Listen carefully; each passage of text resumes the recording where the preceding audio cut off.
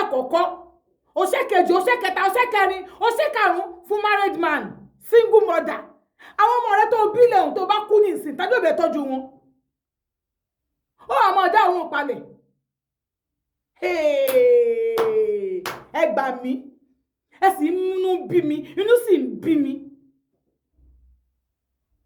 nígbà tó ń fẹ́ lọ tó mọ̀ pé ok single married man ni kí ló tẹ̀ mọ́ lo kọ́ndọ́ọ̀mù kí ló tó máa lo oògùn it's a question why can't you use protection protection is better than cure ó bẹ́ẹ̀ protect ara yín wọ́n gbókó wa ò sì ń gbà lọ́wọ́ rẹ̀ wọ́n ti lẹ́yìn single mother wọ́n lè dókó lójú ran wọ́n lè máa han ọkọ́ báyìí ni ẹ máa han amú ni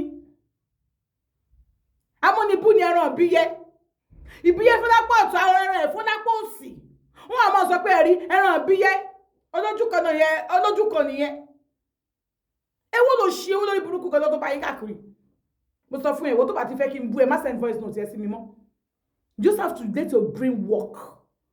òun ṣẹ́yìn fún married man ìwọ single mother tó ti bímọ kalẹ̀ tó bá lọ kún kọ́ ó wá sọ pé òun ṣẹ́ kan òun fẹ́ bleed pa òun wá pé ìyàwó rẹ̀ gbé kọ́ọ̀lù òun ló gbé fóònù fún ìyàwó ti lù ẹ́ tán as makers of you ó ti lù ẹ́ tán náà ló lọ fi ẹ́ ṣe. orí main account mi màá post àwọn nǹkan báyìí sí nìsín mi ni máa post ẹ̀ sí bíbá ẹ̀ mọ́ torí wípé nǹkan tí mò ń ṣe bíbá yìí ẹ máa disturb àwọn story tí mò ń posting you guys need àwọn èèyàn tí ń disturb mi pé kékeré you guys need someone to talk to you ò ṣẹ́yìn fún married man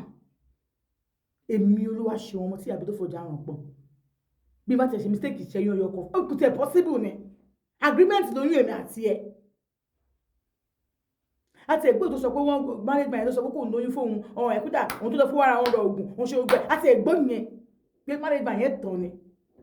mo sì ní wọn wò kó nǹkan tí ó gbẹ̀yìn married man náà torí ó padà fẹ́ pọ̀ǹdà nílé ìdáná ni ẹ jẹ́ n sọ fún yín èmi sọ fún yín pé mi ò preach kẹ́dọ̀ gbọ́kọ́lọ́kọ́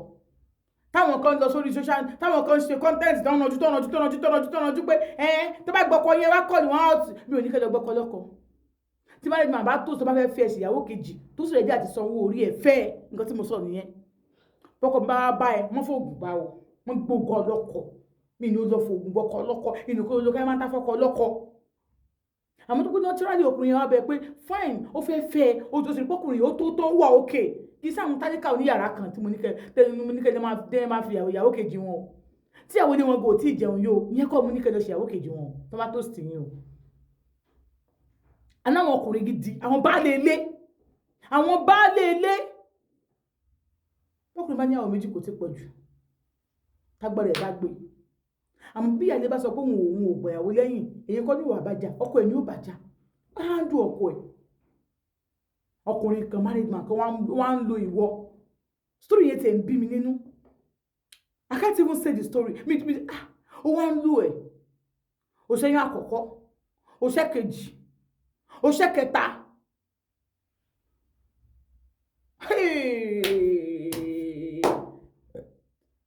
excuse me ẹ má bínú òṣè kẹrin òṣè karùn-ún ètò ọ̀fẹ́ tó wá sẹ́lá sẹ́mí rẹ̀ fẹ́ bọ́ ká ní bó ti ń bleed yẹn tíyàwó ẹ̀ tó gbé kọ́ọ̀lù tó sọ pé kó má disturb kọ́ọ̀lù ọkọ̀ òun mọ́ gbogbo ohun tẹ́ bá jọ ní tó bá dàrọ̀ ọ̀la kò pé ó máa sọ bẹ́ẹ̀ fún ẹ̀ sófẹ́ ẹni bóbìnrin kan bá pè mí náà tó bá pọkọ mi lóru lẹ́gbẹ̀ẹ́ mi ń bèrè lọ́wọ́ pé èmi ti máa fún ẹ láàsán ni ń bùjú ẹ jàìjàì ọmọ lórí láyà o àtọkọ àtìyàwó yín ọkọ mi kò tiẹ̀ ní ṣerú ẹ̀ tẹ́ bá jọ ń fẹ́ra yín èdò fẹ́ra yín ta ni ìṣẹ́nu ilé mi ló wà máa pò lóru ó wọ́n fi kọ́ọ̀lù disturb mi tí máa mú fóònù yẹn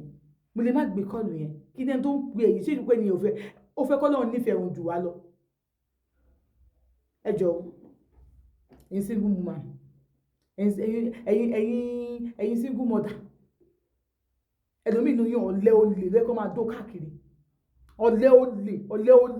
lẹ́kọ́ máa dó yín káàkiri wọ́n sọ kókó lẹ máa ń dó pẹ̀lẹ́ mọ́kó lójú ran èmi ti dúró ọdún méjì tí ń dòkó rí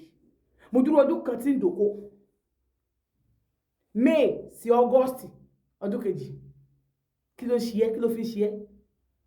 ọwọ́ yín sún sínú ọwọ́ yín ni wọ́n ní kẹ́ má lè fi ṣiṣẹ́ ni lọ́gbàárù bí náà ṣe bí kìlà rí ló ṣe yẹ tó fi sèyàn rí mo clean nílé rí what is wrong with you